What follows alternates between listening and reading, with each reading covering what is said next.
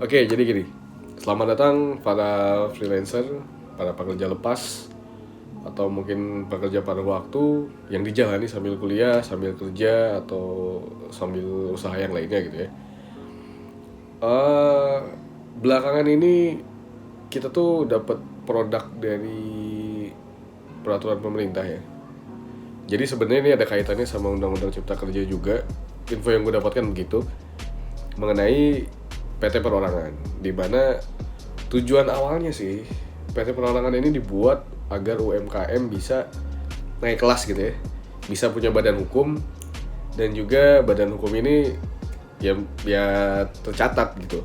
Dan kalau perusahaan pada umumnya CV atau PT itu punya akta, kalau PT Perorangan ini nanti punya sertifikat Kemenkumham yang menandakan bahwa usaha kita ini namanya terdaftar di Kemenkumham dan resmi gitu.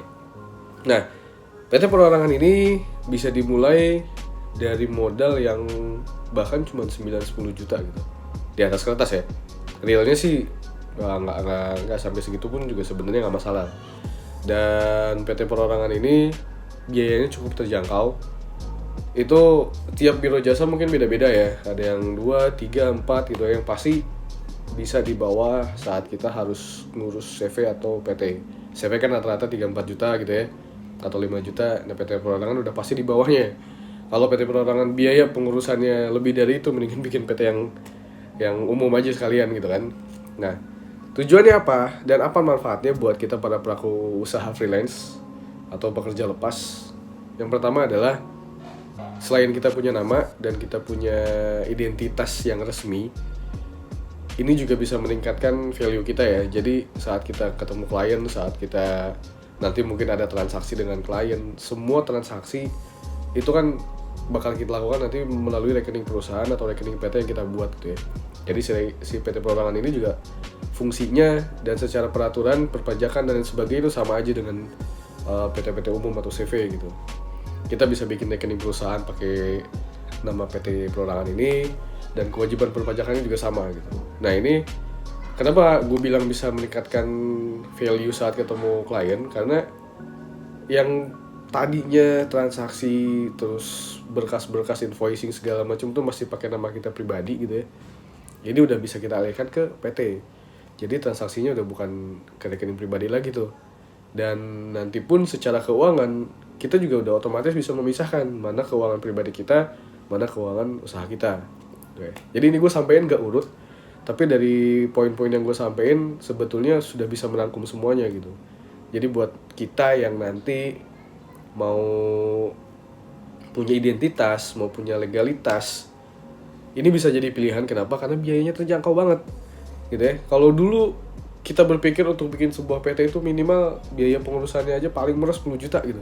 10 juta tuh untuk ukuran PT dan masih tergolong UMKM juga gitu. Yang omsetnya kadang nggak sampai 4,8 M dalam setahun gitu kan. Nah, ini biayanya terjangkau, siapa aja bisa urus. Yang penting kita punya KTP, kita punya NPWP, dan juga yang pastinya NPWP-nya aktif ya, kita lapor tiap tahun gitu. Nah, kalau misalnya di antara teman-teman semuanya merasa kesulitan gimana sih cara daftarnya, gue harus ke siapa sih? Di sini kita hadir nih. Kita siap membantu teman-teman yang mau bikin legalitas PT Perorangan, PT umum pun bisa, tapi di sini poinnya kita lagi bahas PT Perorangan gitu kan. Tim kami bisa bantu. Nanti cukup siapkan KTP, NPWP, udah gitu dipilih bidang usaha apa yang kita jalanin.